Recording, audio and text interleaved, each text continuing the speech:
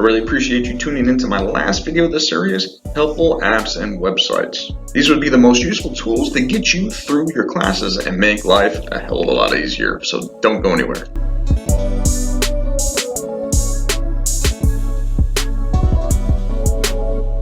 So what am I talking about for helpful apps and websites? The ones I go over will greatly help increase your productivity. They will also help you learn the information if you can't find a tutor to help you or you can't afford one. These apps and websites will give you a great boost because you'll have more time to focus on your papers and study for your exams. One of my personal favorite apps is Grammarly. It will help you out with syntax, grammar, and wording when you start crafting your papers. It's a nice set of eyes if you don't have to pay for or ask someone else to proofread it for you. There's a free version that covers a bunch and at least it gets you in the right direction. There's also a premium version that covers a bit more and is highly suggested if you go to grad school or working on your doctorate. I've recently heard of Speechify and it is a program that will read to you. If you like to hear someone else talk to you, then Speechify may be your go-to program. I personally get tired when I start reading anything, and this one may be helpful for you on the go so you don't have to sit time and read in one place and go over a book or research,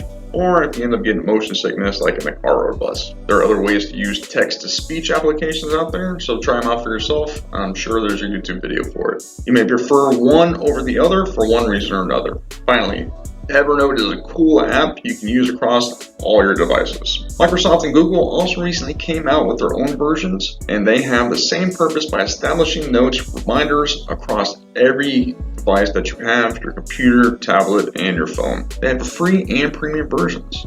So give them a shot, and you might like the way one works more so than the other, but you don't know until you try them out. Some helpful websites I've used along the way are Khan Academy, mostly for core classes during my associates and sometimes through my bachelor's. It's a free resource to you that you can use anywhere as long as you can get some internet. Always found it a nice free tutor. You can stop, rewind, repeat, and see the information again and again and again until it gets into the gray matter. There's a wide array of subjects and videos for you that you can practice your skills to reinforce what you've learned.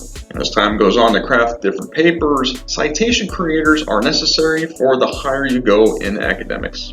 Having to make your own citations can be quite time-consuming. Depending on the type of citation your professor requires, you may have to find the latest version on how it's made. The most common citations are APA, MLA, Chicago, and Turabian. Though depending on your professor, they may want something else. It also matters on the class you are taking. So make sure to take note on what your professor requires and how they like it worded. Other helpful resources on campus are their labs. There should be an English and math lab to help you for free if you ever need a hand. They are there to help you learn, not to do your work for you. YouTube also has a lot of helpful people that'll go over subject specifics that you can replay over and over again as well if you didn't get it first time around. And don't forget about your professors. They have office hours for a reason. They can help you more if you have any questions or need another explanation on the topic being studied. If they see you're putting in the effort trying to learn the material, then they may give you some sympathy or have another way to help you. Thank you so much for watching. I appreciate it if you made it this far. If you have any questions on these apps, then let me know. So my question to you, what app or website did you find the most helpful?